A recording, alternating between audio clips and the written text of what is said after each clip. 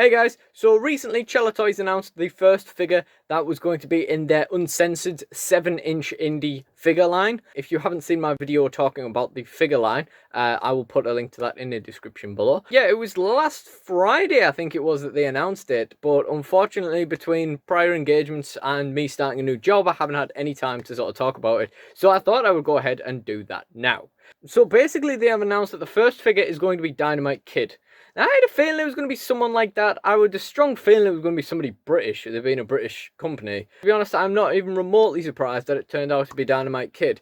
Now, there is a problem with this for me because, unfortunately, I am the kind of person where I can't get away with a wrestler if I know they were a terrible person. So, it's not one for me. But I'm sure this will sell really, really well nonetheless. I'm not interested, but I'm sure this will go really well. It's a bit of a shame, like that the first thing they announced, I'm like, no. But, you know, it is what it is. You can't please everyone, and the fact of the matter is, it's easier on my wallet. Speaking of, we now know what the price point for these figures is going to be because the Dynamite Kid figure will run you £30. That's pretty reasonable, isn't it? It's not majorly expensive, but it's not majorly cheap either. So you're definitely going to have to want the figure to get them. But that being said, the potential of what the figures could be is very, very interesting. And I think if you want the person enough, then you're going to pay the £30. There's going to be a lot of people that are very happy to pay £30 to get a Dynamite Kid figure at the end of the day. I'm just not one of them. We also have a release date, which is 2022.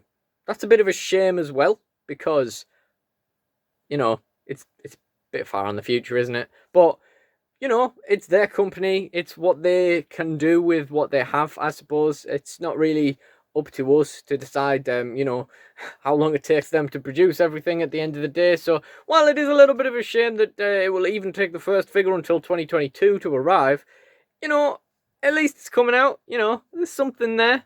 We're getting it, and that's the important part. And finally, I'll talk about the figure in general. It is essentially a Mattel Elite, but without the swivel joint at the top of the hips. That's probably fair enough. I could probably count on my hands the amount of times I've ever used the swivel joint at the top. But the fact that it is minus a joint, but it costs a lot more than Elite. Well, not a lot more, especially not nowadays, I guess. Definitely depending on the Elite. But my point is, it costs more than an Elite base price, and it is missing an articulation. It's a bit of a shame, but it's not a big deal. And as I say, it probably doesn't make much of a difference.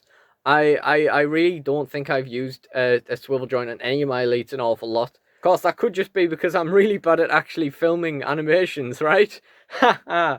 Oh, when's my next video coming out? Anyway, I hope you have enjoyed this video. Thank you for watching. And as I say, if you haven't seen my previous video talking about the line in general, then it will be in the description below. If you've enjoyed this video, please do like, comment. And if you haven't already subscribed, thank you for watching and goodbye.